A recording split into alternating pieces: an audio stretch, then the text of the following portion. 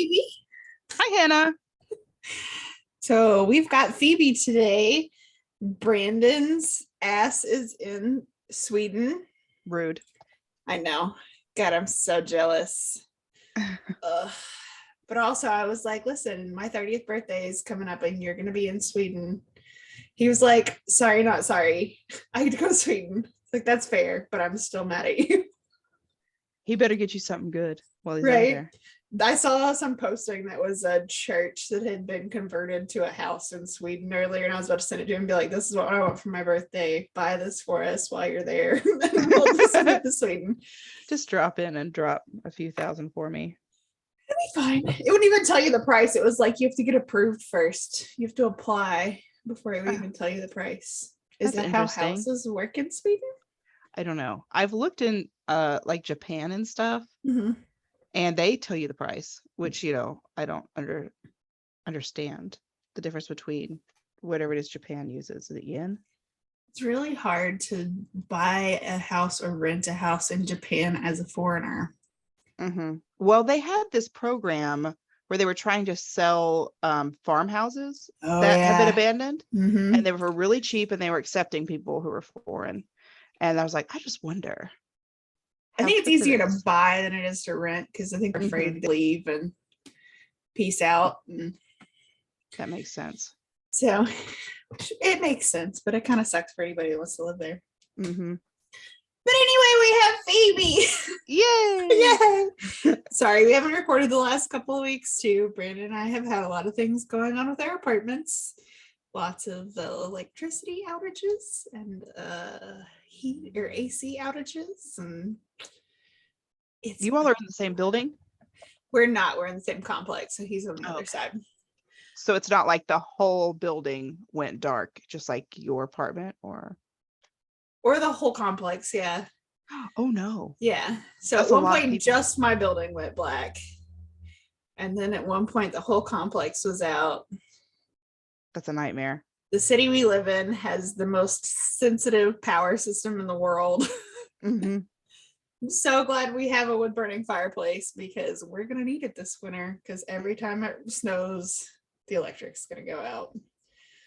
And we're going to It's eerie too when you're in a complex and the electricity goes out. Because all of a sudden the sounds you weren't hearing from the neighbors, you are. Yeah. Especially during snow. Yep. Because even quieter. Yeah, you could hear everybody even louder. Like there's no privacy anymore. I didn't Our enjoy water was out the other day. Why? What happened? I don't know. I went across the hall and was like, hey, is your water out? He's like, yeah, this crappy building, and shut the door. It's like, thanks. But they've been putting in, I think they're putting in new internet, like fiber optic maybe on our street.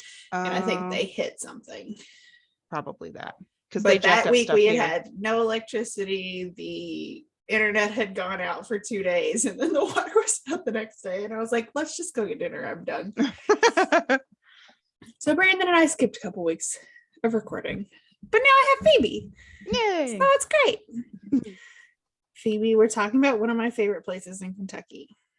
Oh, I love Kentucky stuff. I know. That's why I was like, Phoebe's great for this. Also, I know Brandon would love to talk about this, but he's in Sweden, so fuck him.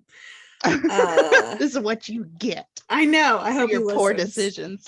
Rude. We're talking about Mammoth Cave. Oh, yay! I love Mammoth Cave. So for anybody that doesn't know, Mammoth Cave is one of the biggest cave systems in the world. It's real weird. And this could honestly be a two-parter because there's so much shit that's happened in Mammoth Cave. Yes. So much shit that's happened in Mammoth Cave. Recently, like 2 years ago, do you remember the redneck rave that they had there? I remember hearing about it, yeah. The headline, guys, for the redneck rave after it happened is man's throat slit, woman choked, and 48 charged at redneck rave in Kentucky. Nobody died. One guy was like impaled on a tree branch. But I don't think he died.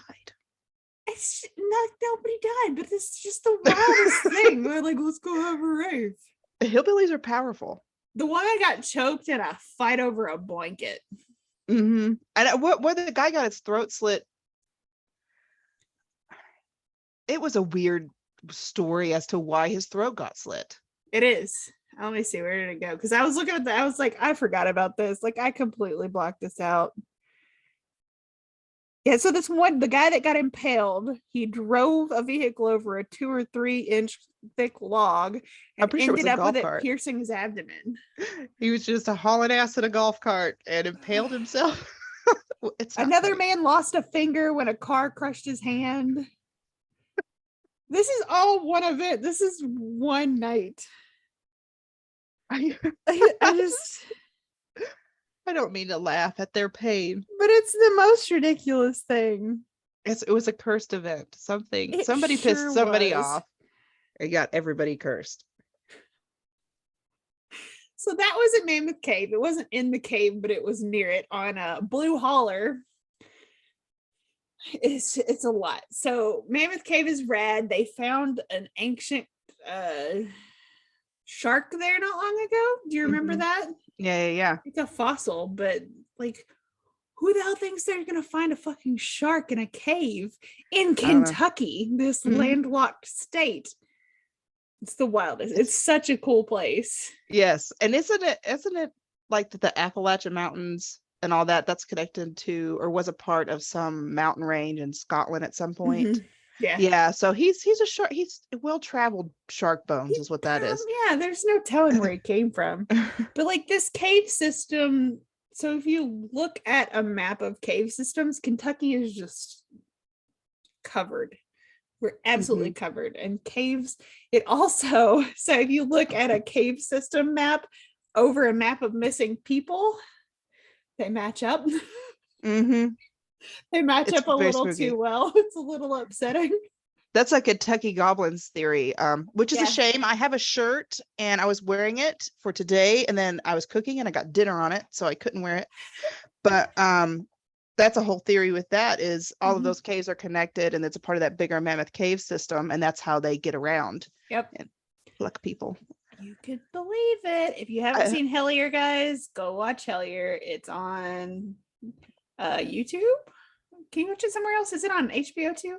I haven't got to watch it yet. I'm not sure. 2 seasons. And they talk about the cave systems more in the second season. The first season is a little upsetting because they walk into fucking Hellier, Kentucky and Pikeville, Kentucky, and they're like bright green cube car. Like, you guys seen anything weird? And I'm like, you people, you're not gonna get any good responses. You told me that, and every time I think about watching it, all I can think about is a secondhand embarrassment of knowing how they're gonna act. Like season is kind of so we were watching it with Tyler. I was watching with Tyler and I was like, oh my god. He goes, yeah, I'm not from here and I don't know better than to do that. They get better in the second season. They figure it out. Yeah. So Mammoth Cave can be multiple parts. We're going to talk about kind of its founding, but not really. It's just what it basically started out with. It has over 150 documented paranormal events, many of them experienced by credible witnesses such as rangers and scientists. Mammoth Cave National Park easily qualifies for the title of most haunted national wonder in the world. Park rangers Colleen O'Connor Olson and Charles Hanyon have recorded many of the park's creepiest tales in their book, Scary Stories of Mammoth Cave. I need that. Yeah, right. So we're reading from nationalparkstraveler.org. So this is on nationalparkstraveler.org. Over 100 years before Mammoth Cave became a national park in 1941, Dr. John Croghan purchased the cave for $10,000 in 1839. Among the property he received for that price were several slaves, including a cave guide named Stephen Bishop. The National Park Service website describes Bishop as one of the greatest explorers Mammoth Cave has ever known. And he was a slave. He was a slave. Automatically dark. Yeah. Beginnings. Well, how do you purchase a cave? That blows my mind. Like, yeah, I just purchased this cave, and it came with people. And it came with people, slaves that were cave guides. Mr. Bishop's athletic abilities and calm demeanor were legendary. He could converse about the various formations in the cave as well as any professor. He discovered many of the cave's features, more than 20 miles of passages, and the blind albino fish swimming in the underground Echo River. Neat. I went to do the kayaking. Through it? Yeah, with their like clear bottom kayaks. Mm-hmm. And they have it lit and you can see. It seems super cool. Visitors describe Mr. Bishop's cave tours as enthusiastic and lively, but while the slave were delighting people with his tours through the world's longest known cave system, his owner, it's his master, we're not using that word. No. He owned him, unfortunately. Dr. Krogan was coming up with bizarre ideas, like turning the cavern into a hospital. What? A hospital? I feel like that would be the worst place to put a hospital, is it a damp ass cave? Somebody's gonna get some kind of fungus. I need you to go ahead and guess what he was wanting to treat in this cave. Tuberculosis. Oh, no. Damper. What an idiot. One can hardly imagine a more dank and gloomy place in which to recuperate from a deadly disease. Yet Dr. Krogan believed the cave's constant 54-degree temperature could cure consumption, an illness we now call tuberculosis. Keep them cold. Great. Keep them cold. So everybody else is like, send them to the mountains, give them fresh air. And this dude's like, let's put them in a cave. A wet cave. That cave is wet. A wet cave, yeah. They're already, the issue is fluid and crap in their lungs. It's just going to make it worse. It's going to keep it cold, so it's not going to come up. I mean, what an idiot. The doctor had 11 huts built inside the cavern and 15 patients moved in. Dr. Krogan's consumptive colony was a dismal failure. 2 patients died within the first year. All 15 got worse, and Dr. Krogan himself died from tuberculosis in 1849. Oh, rip. The remains of Dr. Krogan's consumptive cabins can be seen while touring the cave. In front of one of the cabins is a slab of stone upon which the bodies of the dead tuberculosis patients were placed before they were removed from the cave. They call it corpse rock. Some say if you listen long enough, you can hear coughing in this section of the cave. Right? No. I hate it. In 1856, less than a year after gaining his freedom, Stephen Bishop died of an unknown cause. Along with several other slave guides, he's buried in the old guide cemetery not far from the labyrinths he so loved in life. Today, some park rangers suspect that Mr. Bishop and the other slave guides are returning to the cave from time to time, perhaps to check up on how the new guides are doing. Isn't that lovely, though? He seemed to actually really love the place. So, I mean, at least he could be somewhere that he loved and he got to do something that he obviously enjoyed. But can you imagine at the time, like, exploring these caves? No. With an oil lantern? No. I don't know if you know, but I'm horrified of caves. Oh, really? Yes. Nope. You don't like caves? No. I don't like anywhere you can be and feel exposed at all times. And a cave, like, especially like if you're in a cave and it's just like 10 feet back and you could see all of the entrances and exits, that's one thing. But a cave like Mammoth Cave, and who knows what else is in there with you? No, ma'am. No. Really? How did I not know that? Deep water, caves, the desert, and outer space. I'm with you on the other ones. We used to go like spelunking as kids, though. And my family owns some land on a mountain in our hometown. And we used to go spelunking in the caves on our land. That's great for you. My dad would try to take me. And I would go with him, but there was just... that seems like a very big thing for your dad to do. Yeah. And those are good memories, but I remember nightmares afterward and stuff. I just didn't... I don't know, something about the dark and the vastness of it. I'm just... That's fair. Mm-hmm. Maybe I'm just okay with like regular caves and like cave tours because we've done a ton. We did Carter Caves here in Kentucky. We did the Ohio Cavern. Did a lot of caves. We went to that. We didn't go to Mammoth Cave, but we went to that area. What's that area called? The city and county it's in? Oh, I can't remember. I can't either. But Jellystone, they have a Jellystone, and we went and rented a campsite. And we did the tour on the boat of that other cave with like it was a speakeasy for a while. Yeah. I've been in that one too. Super cool. It's a wedding venue now. It's gorgeous. Yeah. Like I would have loved to get married there, but it was very expensive. Yeah, we talked about that. Yeah. I was like, look at this cave. I can get married in a cave, Phoebe. She's like, oh, that's nice. And now I know why. And you were talking about kayaking, being on a boat in a cave. I close my eyes a lot. And I mean, the water's not very deep. It's just deep enough to the kayak with the weird little eyeless. In the Mammoth Cave? Yeah. This one I think is pretty deep, and it has like some area that connects that all these people disappeared because all these holes in the water underneath sucked them in. And yeah, that's a whole other, there's a whole ghost story with that mess too. That whole area is a mess with paranormal stuff. Yeah, it is. It says, while on the Violet City tour of the cave, park rangers give park visitors an idea of what it was like to visit the cave before there were light bulbs and flashlights. Rangers call this part of the program a blackout. During a blackout, one ranger turns off the electric lights while another ranger speaks to the tour group by the light of an oil lantern. Many park guides report having strange experiences during a blackout. Rangers have been shoved playfully by an unseen force. They've heard footsteps and turned to see no one there. They have been grabbed or touched in the darkness where there were no other people nearby. During one blackout, guide Larry Purcell noticed a black family standing behind the rest of the group. Ranger Purcell was a bit surprised to see them since he hadn't noticed any black tourists in the tour group. The ranger noted that the father, who wore a white Panama hat, was watching the other ranger talk with rapt attention. The Ranger Purcell turned the electric lights back. He looked for the black family, but couldn't find a single African American on the tour.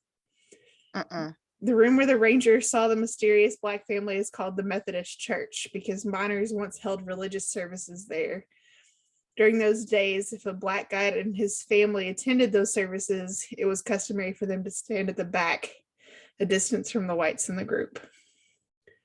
On another occasion, two park guides were taking a group through the chief city room where a woman said, "Who's that up there among the rocks?" The guide looked where the woman was pointing and saw a man holding a lantern atop a formation called Sacrifice Rock. The man wore a long-sleeve shirt and old droop-style hat like worn by slave guides. Though the man could be seen from 3 different angles, the park ranger agreed that the image must have been created by a series of shadows. What?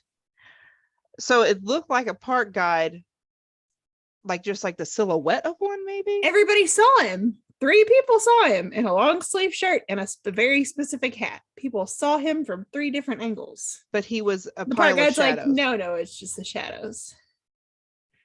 No, thank like you. You're a park guide. You've been through there a million times. You would have seen that before if it was the shadows because the same lights are always on. Yeah. And why is it called Sacrifice Rock? That's I would like to know that too. Let's see if we can find that because it might just look creepy. That's spooky in and of itself. All these rocks having names. Yeah. And history behind each rock. That's spooky all by itself. Much less seeing shadow people. Although the Methodist Church, that's cute. His family with him, whoever he was. Yeah.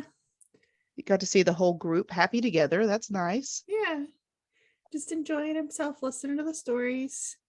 Oh, you also mentioned playful shoving.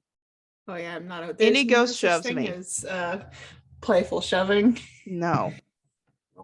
We're not doing that. So that's just the beginning of Mammoth Cave, though. Like we could go more into Mammoth Cave next week if you want. I would love to go more into Mammoth Cave next week. Phoebe's like, oh my god, why do you hate me? Well, I mean, it's all fascinating. I'm not actually in a cave, so it's okay. And I did choose to go to one, so I had no clue that you were afraid of caves. Yeah, well, I mean, like I can appreciate them from a distance, or like I said, if it's just one little room, it's fine. It's the ones that have A lot going on. and Yeah. and there's no way I'm crawling through anything. Oh no, you won't. I'm claustrophobic, so Yeah. like my cave experiences need to be large, previously explored caves with lights. With lights Specifically. Yeah, I can remember my dad crawling through a little squeeze place when I was a kid and standing with a flashlight alone in a room, and just while he went where I refused to go because he wanted to see. Like, nope, sorry, no. Dad, you die yourself by yourself. I'm staying out here.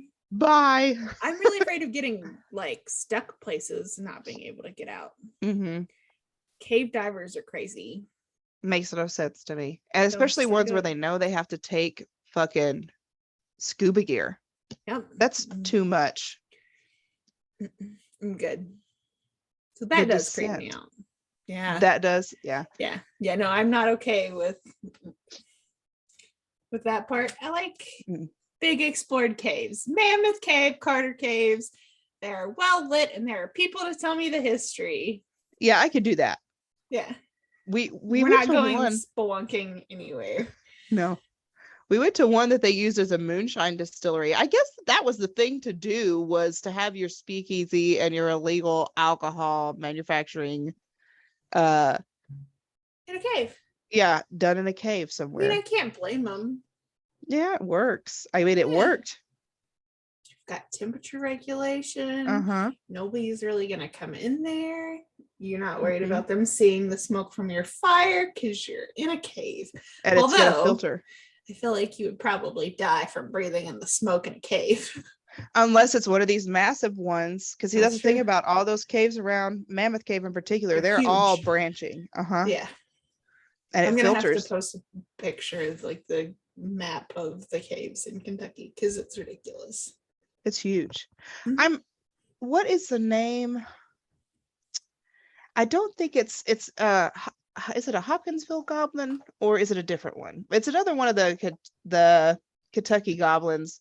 Yeah, Hopkinsville is where it started. Yeah, but they found out that in particular where this one man was experiencing things, there was a cave system that had been a mine. So like it was a cave system and they were like, oh, we can mine crap from here, like right in his backyard. And so like they can scooch. Maybe they're Tommy knockers. Maybe not goblins. What's a Tommy knocker? Tommy knockers are the fairies that were in caves, and miners and stuff heard them because they would knock. I'm gonna have to look them up. I've never heard of those little guys. Kobolds. Okay, I know that one. Enjoy. Yeah, I have to look that up. Close to the same thing. Fairies are also spooky though. They're terrifying. Like fascinating, terrifying. Don't talk to fairies, children. It's weird. Take you into a cave and eat you. Tommy knockers. I'm gonna have to look up a Tommy knocker. Oh no, my green. Yeah, so we got some Mammoth Cave starts up. If I can find all of it, we'll talk about Mammoth Cave more next week. Awesome. Because all I can think of when I think of Mammoth Cave is the Blackstone Cherry song, Mr. Collins. Have you heard it? Blackstone Cherry are from Kentucky. Great, like Southern rock band. They're a lot of fun. One of our friends went to school with one of the members. And I had a good time, but they have a song about Mammoth Cave called Mr. Collins, about one of the guys that's died in Mammoth Cave. So Mr. Collins. Yeah, it's a good song. We'll have to go over it. That guy. I'll have to look that up. But I feel like we could talk about Mammoth Cave forever. There's a ton of stuff. And then if Mammoth Cave doesn't have enough, everything around it, which technically is a part of the same system, it's all the same cave. Yeah, it's all the same tubes. Cave. They just call it different stuff because it's different spots. It's fine. Yeah. Well, thanks for joining me this week while Brandon's bitch ass is in another country. Thank you for having me. I'm sorry I'm so congested and coughing so much, but you're fine. There are worse things. I'll be more lively next time, I promise. You want to make spooky ghost noises with me? Yes. Let's do it. Okay. Ooh. Ooh. Ooh. Caves.